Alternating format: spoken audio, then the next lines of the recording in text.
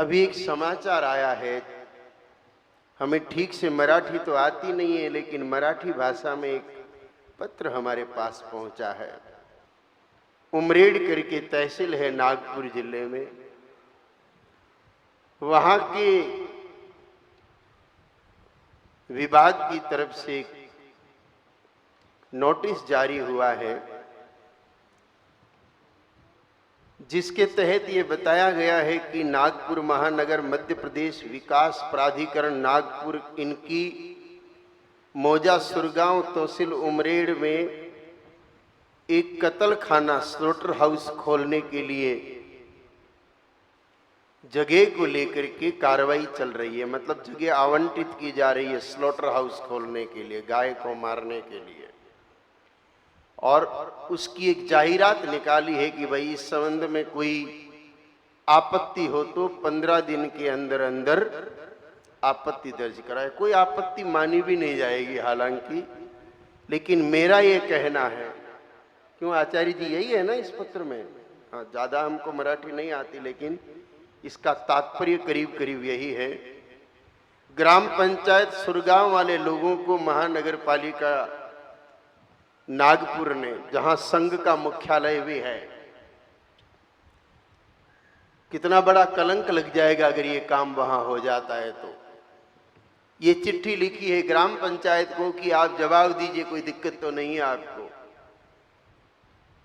उनको दिक्कत हो न हो, हम लोगों को तो दिक्कत है। और मैं पूरे देशवासियों से आह्वान करता हूं कि इस कत्ल खाने का पुरजोर विरोध करना चाहिए।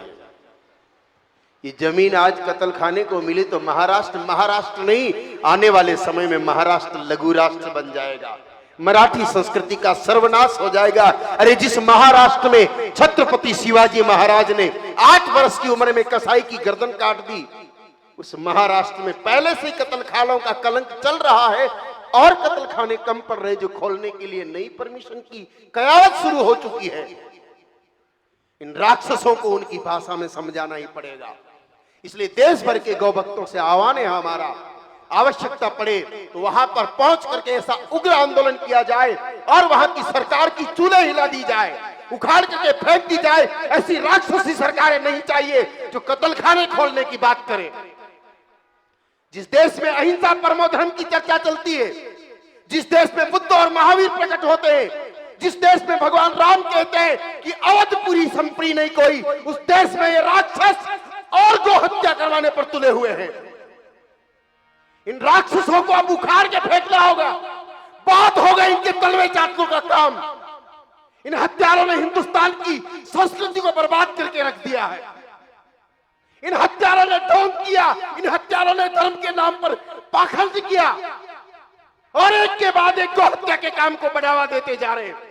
इन राक्षसों को समय रहते अगर हमने नहीं ठीक किया तो हिंदुस्तान मिट जाएगा, जलजला आएगा हिंदुस्तान में, त्राही त्राही होगी। और इस सबके जिम्मेदार हिंदुस्तान के वो लोग होंगे जो इन राक्षसों को वोट देकर के जितवा रहे हैं, क्योंकि आपके कारण वो कुर्सी पर बैठे और कुर्सी पर बैठ करके वो पापी इस प्रकार का काम करते।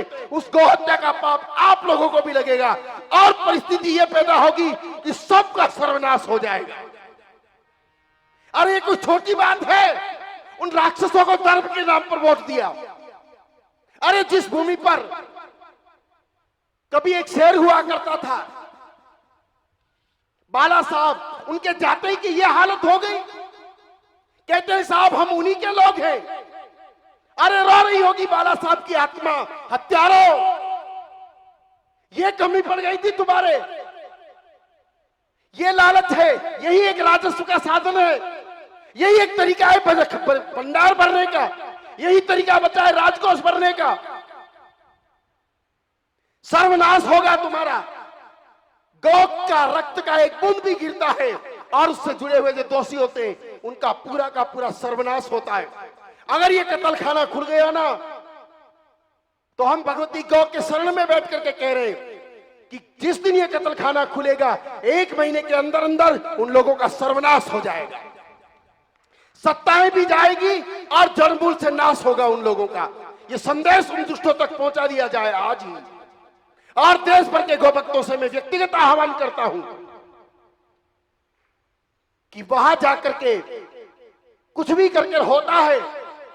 जब राजस्थान के नसीराबाद में कत्ल खोलने की बात आई, तब कुछ संतों ने और कुछ भक्तों ने मिलकर के विरोध किया। कत्ल खाना पूरा बन चुका था, यहां तो अभी भूमि की परमिशन की बात ही चल रही है। वहां कत्ल खाना बन चुका था, मशीनें आ गई, लेकिन जब उग्र आंदोलन किया वो मशीनें जंग खा गई और वो कत्ल खाना आज दिन तक चालू नहीं हो पाया। जनता अगर चाहे तो सब कुछ हो सकता है मेरे भाइयों और बहनों। इन राक्षसों को क्या कहें? ये सफेद कपड़ों में घुसे हुए भेड़िए, इन लोगों को इनकी भाषा में समझाना पड़ेगा। हमें पता है कि यह भाषा स्पीच के योग्य नहीं है, हमें पता है कि यह भाषा कथा की भाषा नहीं है, लेकिन इस चिट्ठी को पढ़ करके मन में जो वेदना हुई है ना, वो बहुत बहुत बुरी वेदना है। क्यों जिंदा है इस देश में फिर हम? और जिस देश में राम और कृष्ण गाय के लिए धरती पर आते हैं, उस देश में इस प्रकार से आजादी के बाद भी एक के बाद एक कत्ल खाने खुलते चले गए, तो क्यों जुए फिर हम इस भारत भूमि पर? अच्छा है मर जाए, क्या मतलब है इस देश में जीने का? क्या अर्थ रह जाएगा? जिन लोगों पर भरोसा किया वही राक्षस गाय माता के भक्षक बन चुके हैं। सोचा था ये लोग आएंगे कुछ अच्छा करेंगे, लेकिन राक्षसों ने तो और पुराने वाले राक्षसों से भी 2 कदम आगे चलना सीख लिया है। कुछ ऐसा करना चाहिए। मेरी विनती है, जितने भी गौभक्त सुन रहे हैं देश भर में, उनसे मेरा व्यक्तिगत आग्रह है, ये बात उन तक पहुंचाई जाए और इसका समाधान ढूंढा जाए।